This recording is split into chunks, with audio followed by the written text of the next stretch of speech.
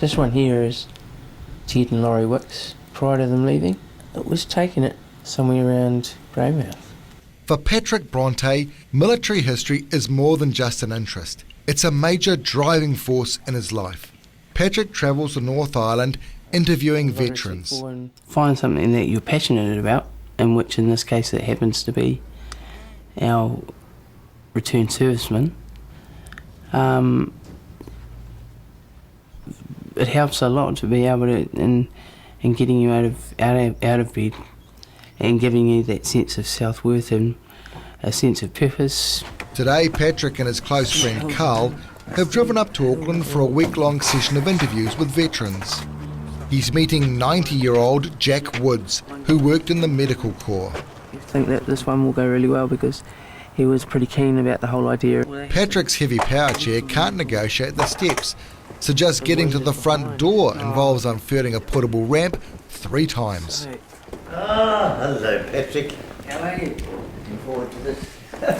Yeah. Nice to see you. Great to finally meet you. Nice to see you. After 200 interviews, Carl and Patrick have got the process sussed. I reckon that's sweet as. Okay, bro. There's no shortage of material. Could you please tell me how you first felt when you were first confronted with the casualties? Casualties. Well, when we got there first, we went to the main camp in Mardi, which is just outside Cairo. We were all called up very early to go and unload a train from a hospital. I remember lifting one man up. He felt as light as a feather. And when he took off his blanket over his legs, I realised that there weren't any legs there. He's written his own website called Nga Toa, which is Māori for many warriors. It's a compelling collection of stories, letters and photographs of servicemen from the Second World War. Since he broke his neck 10 years ago, Patrick has learned the art of patience. He taps out the old soldiers' stories, one letter at a time, for 4 or 5 hours a day. Do it with this thing, which is just a bit of coat hanger and a rubber cymbal. And just hold it in between my teeth and just tap away. It does the trick. I get sore shoulders by the end of the day. My neck seems to be able to handle it, but my teeth are the ones that hurt.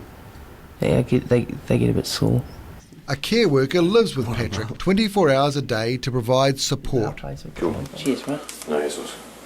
But the website is Patrick's work. It's been up and running for just over a year. His interest in military history began after he broke his neck in a diving accident when he was 16.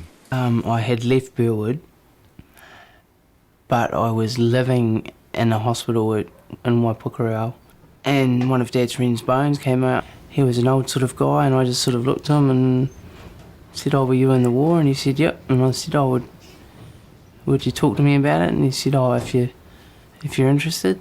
Years later, Patrick decided to buy a video camera and interview some veterans. His military knowledge is truly impressive. Well, this is a Luftwaffe map, which is the German Air Force, which pretty much played the first major role in the battle for Crete. Patrick's long-term girlfriend Julie brings lunch. Oh, not too bad, eh? Patrick gets a lot of support from Julie and his family for the project. His parents help fund the videotapes and computer gear that he can't afford on his WINS benefit. I think my parents appreciate the achievement, so I think for them that as long as they see that I'm not moping around waiting for some miracle stem cell research to get me walking again, I think they feel that financial help is justified. Next, Patrick is turning his attention to Vietnam vets and the SAS. For Patrick, the desire to record and preserve New Zealand's military history is a true mission.